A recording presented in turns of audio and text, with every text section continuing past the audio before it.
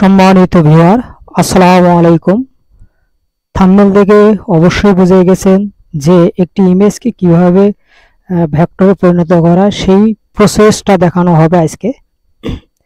তবে সর্বপ্রথম যে ইমেজটি ভেক্টর করবেন সেটা ডাউনলোড করে হোক আর আপনার কোনো ক্লায়েন্টে দেওয়া হোক, সেটি অবশ্যই ফটোশপে নেবেন। দেখবেন সেটা রেজুলেশন কত রয়েছে। যে ইমেজটা আমাকে এক ভাই দিয়েছে সেটি কিন্তু রেজুলেশন 72, তাই আমি এটিকে 300 করে নেওয়ার জন্য ফটোশপে নিয়েছি। দেখতেই পাচ্ছেন ফটোশপে আমার রেজুলেশন 300 করা শেষ।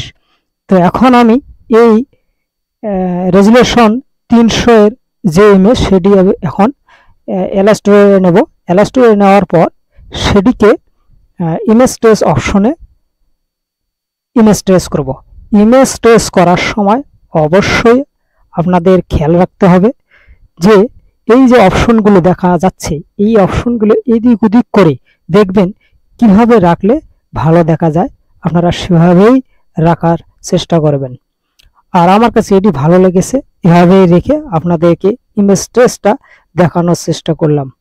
আর একটা বিষয়, এই ইমেজ ট্রেস শুধু যে ফটোশপে নিয়েই করতে হবে তা নয়, আরও একটা প্রসেস রয়েছে, সেটি হলো এলাস্ট্রেটরে নিয়ে সেটি পেন টুলের সাহায্যে ভেক্টর করা হয়। যেমন আমি একটা এইটের সম্পূর্ণ কাজের জন্য কিভাবে এই লোগোটাকে ভেক্টরে পরিণত করেছি সেই প্রসেসটাও আমি আর একটা নতুন ভিডিওতে আপনাদেরকে দেখাবো।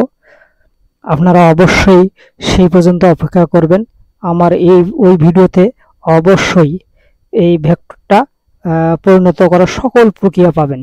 এই যে ইমেজটা দেখতেই পাচ্ছেন, যাই হোক এই ইমেজটা ভেক্টর করে আপনাদের দেখাবো, আপনারা দেখবেন। এই আশাবাদ ব্যক্ত করে আজকের ভিডিও এখানেই শেষ করতেছি। সকলকে আবারও সালাম, আসসালামু আলাইকুম, আল্লাহ হাফেজ।